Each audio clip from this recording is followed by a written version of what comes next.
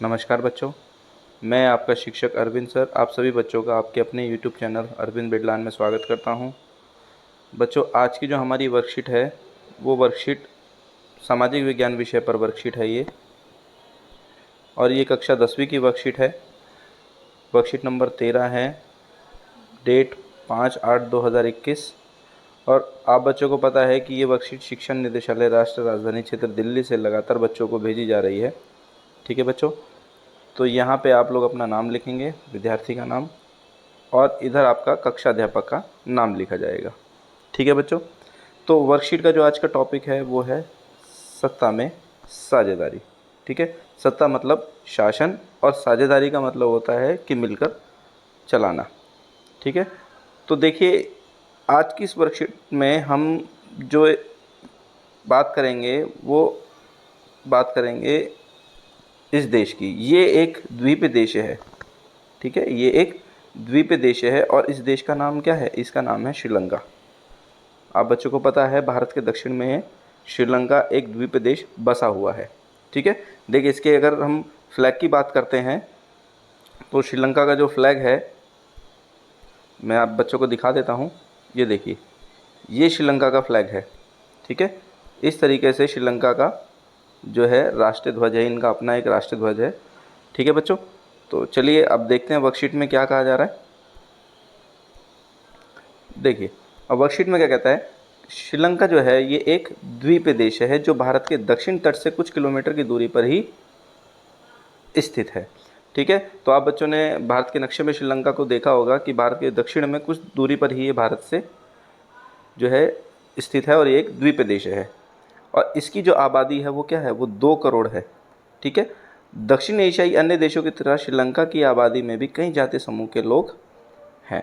तो जिस तरीके से और दूसरे दक्षिण एशियाई देशों में अलग अलग जाति के लोग देशों में बसे हुए हैं, ठीक उसी तरीके से श्रीलंका में भी कई जाति समूह के लोग बसे हुए हैं। ये देखिए यहाँ पर एक टेबल दी हुई है और इस टेबल में श्रीलंका के जो जाति समीकरण है उसको समझाने की बात की गई है। देखिए यहाँ पे सबसे पहले जो नाम आता है वो आता है सिंहलाज का। ठीक है, तो श्रीलंका में जो सबसे बड़ी आबादी में जो लोग रह रहे हैं वो सिंहला लोग हैं और ये 74% है श्रीलंका में इनकी आबादी। उसके बाद अगर हम बात करते हैं श्रीलंकन तमिल्स की तो ये 11.1% है। उसके बाद अगर हम बात करते हैं इंडियन तमिल की तो ये इंडियन तमिल 1.2% है। और अगर हम उसके बाद बात करते हैं मुस्लिम्स की तो 9.3% जो है वहाँ पर मुस्लिम्स है। तो ये क्या है? ये एक तरीके से अलग अलग जाति के लोग, अलग अलग रिलीजन के लोग जो है वहाँ पर रह रहे हैं। ठीक है बच्चों, तो यहाँ पे देखिए, यहाँ पर एक चीज़ मानचित्र में समझाने की कोशिश की गई है, तो मैं आपको एक और अच्छे से एक्सप्लेन करता हूँ, दिखाता हूँ मानचित्र में। एक मिनट, ये देखिए, ये यहाँ पे इस मैप में हम लोग जो है ये श्रीलंका के मैप में हम लोग इनके जाति को समझने की, समूह को समझने की कोशिश करते हैं। देखिए श्रीलंका में ये जो रेड वाला पार्ट है, ये वाला जो पार्ट है, ये वो पार्ट है जहाँ पर सिंहलाज लोगों की तादाद, जनसंख्या ज़्यादा है। ठीक है, तो जैसे बताया गया था 74% जो है सिंहलाज जो है वो यहाँ पर रह रहे हैं, इस एरिया में रह रहे हैं। ठीक है, और ये ग्रीन वाला जो एरिया है, ये वाला जो एरिया है, ये किनका है? ये है श्रीलंकन तमिल्स का। ठीक है, इसके बाद ये वाला एरिया और ये वाला एरिया, देखिए ब्लू वाला एरिया जो है ये अलग रिलीजन के, अलग कास्ट के लोगों का है। और ये वाला एरिया जो थोड़ा सा एरिया है ये इंडियन तमिल्स का है। ठीक है बच्चों, तो ये क्या है? ये श्रीलंका जो है ये अलग अलग जातीय समूह में जो है इस तरीके से विभाजित है। तो उम्मीद कर रहा हूँ बच्चों को समझ में आ रहा होगा, नक्शे से भी बहुत अच्छे से समझ में आ रहा होगा। चलिए आगे वर्कशीट में देखते हैं। देखिए अब वर्कशीट में क्या कह रहा है, 1948 में श्रीलंका एक स्वतंत्र राष्ट्र बना। ठीक है, 4 फरवरी 1948, 4 फरवरी 1948 को श्रीलंका क्या हुआ? आज़ाद हुआ। ठीक है, सिंहली समुदाय के नेताओं ने अपनी बहुसंख्या के बल पर शासन कर पर प्रभुत्व जमाना चाहा। तो जो यहाँ पर मैंने आपको बताया कि यहाँ पे सबसे ज़्यादा तादाद किन की है, सिंहला लोगों की है। तो सिंहला लोग जो है श्रीलंका में कितना है, 74% है। तो जो नेता थे, सिंहला नेता जो थे, उन्होंने क्या कहा, उन्होंने ये सोचा कि क्यों ना अपना जो है प्रभुत्व जमा जाए उनका। उन्होंने ये बात डिसाइड की कि हम अपना प्रभुत्व जमाना शुरू करते हैं, ठीक है। और इसी वजह से लोकतांत्रिक रूप से जो निर्वाचित सरकार थी, उसने सिंहली समुदाय की प्रभुत्ता कायम करने के लिए अपनी बहुसंख्यक परिस्थिति में कई कदम उठाए। तो सिंहला लोगों के को फ़ायदा देने के लिए वहाँ की जो गवर्नमेंट थी, उन लोगों गवर्नमेंट ने कुछ ऐसे कदम उठाए जिससे आगे आने वाले समय में श्रीलंका में एक वॉर छिड़ जाती है। तो वो कदम क्या है, उसकी बात करते हैं हम। देखिए, 1956 में एक कानून बनाया गया, और ये कानून श्रीलंकन गवर्नमेंट ने बनाया, और किन लोगों के फ़ायदे के लिए बनाया, सिंहली लोगों के लिए, ठीक है। सिंहली लोगों के फ़ायदे के लिए ये कानून 1956 में श्रीलंकन गवर्नमेंट ने बनाया। इस कानून में क्या था, इस कानून में पहली जो विशेषता थी वो ये थी कि जो सिंहली है, इसको जो है एकमात्र राजभाषा का दर्जा दिया जाए, और इसमें तमिल भाषा की उपेक्षा की गई, ठीक है। तो जिस तमिल भाषा की उपेक्षा की गई, तो जिससे जो ये श्रीलंकन तमिल्स थे, इन श्रीलंकन तमिल्स को बुरा लगा कि भैया उनकी भाषा को अनदेखा किया जा रहा है, ठीक है। दूसरा, इस कानून की विशेषता ये थी कि बौद्ध धर्म को जो है राज्य का संरक्षण दिया गया। देखिए, सिंहली जो है ये बौद्ध धर्म को मानते हैं, और जो तमिल हैं ये हिंदू धर्म को फॉलो करते हैं, ठीक है।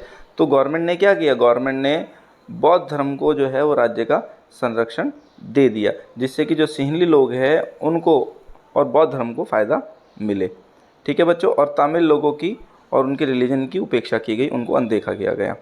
नेक्स्ट आगे बोलता है, विश्वविद्यालयों और सरकारी नौकरियों में सिंहली भाषी लोगों को प्राथमिकता दी गई। जो कॉलेजेस हैं, जो गवर्नमेंट की नौकरियां हैं, उनमें किन को, उनमें सिंहली बोलने वाले लोगों को जो है वो प्रायोरिटी दी गई, उनको प्राथमिकता दी गई, और दूसरे लोग जो तमिल थे उनको अनदेखा किया गया, ठीक है बच्चों। आगे क्या कहते हैं, श्रीलंका में लागू किए गए इस कानून ने दो समुदायों के मध्य आपसी मनमुटाव बढ़ा दिया, और इसका परिणाम क्या हुआ, श्रीलंका में एक गृह युद्ध हुआ, ठीक है। तो दो समुदाय कौन से थे, एक तो सिंहली और दूसरा तमिल, ठीक है। तो ये जो कानून पास किया गया था, इस कानून ने इन दोनों समुदायों के बीच में क्या कर दी, लड़ाई शुरू हो गई, ठीक है। और ये लड़ाई क्या थी, ये था गृह युद्ध, ठीक है बच्चों। तो दो समुदायों के बीच में गृह युद्ध शुरू हो गया, कहाँ पर, श्रीलंका में। आगे देखिए क्या कहते हैं, गृह युद्ध। गृह युद्ध क्या है, किसी मुल्क में सरकार विरोधी समूहों की हिंसक लड़ाई ऐसा रूप ले ले कि वह युद्ध सा लगे, उसे गृह युद्ध कहते हैं। तो जब किसी देश में सरकार विरोधी कोई लड़ाई, कोई हिंसक लड़ाई जो है शुरू हो जाती है, सरकार की नीतियों के खिलाफ, सरकार की जो है कार्यों के खिलाफ लड़ाई हिंसक रूप ले लेती है, तो उस लड़ाई को क्या कहा जाता है, उसे बोला जाता है गृह युद्ध। और ये गृह युद्ध का जो दौर था, ये श्रीलंका में 1980 और 83 से 83 से जो है ये शुरू हो गया था, ठीक है बच्चों। नेक्स्ट आगे कहता है बहुसंख्यकवाद। देखिए, बहुसंख्यकवाद क्या है, ये एक धारणा है, एक विचारधारा होती है कि अगर कोई समुदाय बहुसंख्यक है तो वह अपने मन चाहे ढंग से देश का शासन कर सकता है। तो ये बहुसंख्यकवाद क्या है, ये एक विचारधारा है, ठीक है। ये क्या है, एक विचारधारा है, जिसमें ये बोला जाता है, ये माना जाता है कि जो बहुसंख्यक समाज है वो मन चाहे ढंग से अपने देश का शासन चला सकता है, और इसके लिए वह अल्पसंख्यक समुदायों की इच्छाओं और जो ज़रूरत है उनकी अवहेलना कर सकता है, ठीक है। तो दो तरीके के समाज हमने देखे श्रीलंका में। श्रीलंका में दो तरीके के जो हैं वो जातियां हैं। एक जाति तो है, ये है बहुसंख्यक, जिन्हें हम सिंहली बोलते हैं, वो कौन है, वो बहुसंख्यक है, ठीक है। और एक है श्रीलंकन तमिल्स, ये क्या है, ये अल्पसंख्यक है।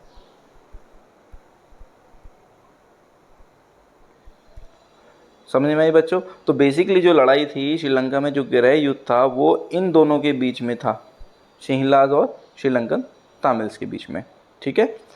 उम्मीद करता हूँ आप बच्चों को समझ में आया होगा। तो चलिए बेटा, इसके कुछ क्वेश्चन है वो देखते हैं। सही विकल्प का चयन कीजिए, ठीक है। तो देखिए, इसको करने से पहले मैं एक चीज़ और आपको दिखाता हूँ वीडियो में। देखिए, ध्यान से देखिएगा सभी बच्चे। ये देखिए यहाँ पे, ये देखिए, जब श्रीलंका में जो गृह युद्ध हुआ था, उस गृह युद्ध में बहुत नुकसान हुआ था, बहुत से लोग मारे गए थे, बच्चे बहुत से बेचारे अनाथ हो गए थे। तो ये देखिए यहाँ पर एक